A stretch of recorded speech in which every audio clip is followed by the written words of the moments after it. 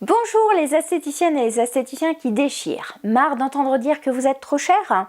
Dans cette vidéo, je vous propose qu'on réfléchisse à ce que veut dire cette phrase que certaines de vos clientes vous lancent après que vous leur proposez de nouveaux services ou des produits complémentaires. Avant cela, prenez 2 secondes. Si vous aimez mes vidéos, mettez un pouce j'aime, cela me donne aussi de l'entrain pour vous en faire plus.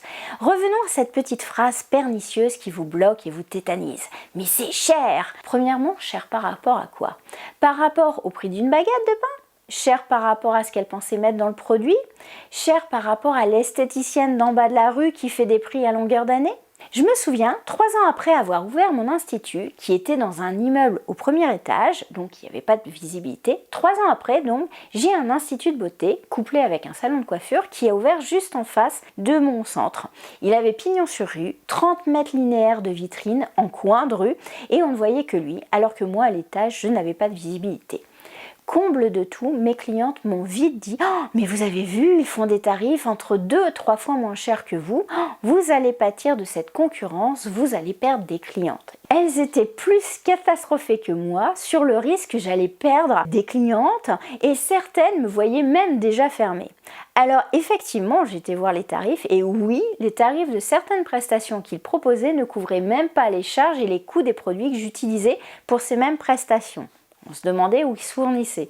Donc, question métaphysique, que devais-je faire? M'aligner à la concurrence au risque de perdre de l'argent? D'ailleurs, j'en aurais perdu. Arrêter ses prestations et lui laisser? Eh bien, en fait, j'ai rien fait de tout cela. Pourtant, certaines de mes clientes me disaient que si en face, elles faisaient ces tarifs, c'est peut-être que je gonflais ma marge. Limite, elles présupposaient que je m'enrichissais sur leur dos. Alors, en fait, j'ai expliqué à mes clientes la qualité de mes produits, la qualité des formations que j'avais fait faire à mes employés, à moi-même, pour avoir une qualité de service que je savais n'être pas en face. J'ai expliqué aussi les formations continues que je faisais. Bref, je les ai éduquées sur le coût aussi d'une entreprise. Et dernier recours, je posais à mes clientes une question, rien qu'une simple question. Est-ce que vous voulez payer pour travailler ? Oui, vous avez bien entendu. Je finissais toujours par cette question pour celles qui insistaient sur le prix ou qui me conseillaient de faire des promotions style rabais d'un grand groupe qu'on voit sur internet qui vend des prestations de centre à moitié prix. Mais il faut savoir que les centres n'ont pratiquement rien. Enfin, je ne citerai pas la marque. Mais est-ce que vous voulez payer pour travailler ? La réponse était toujours évidemment non. Moi, on me paye pour travailler. Eh bien, moi, je leur répondais que moi aussi.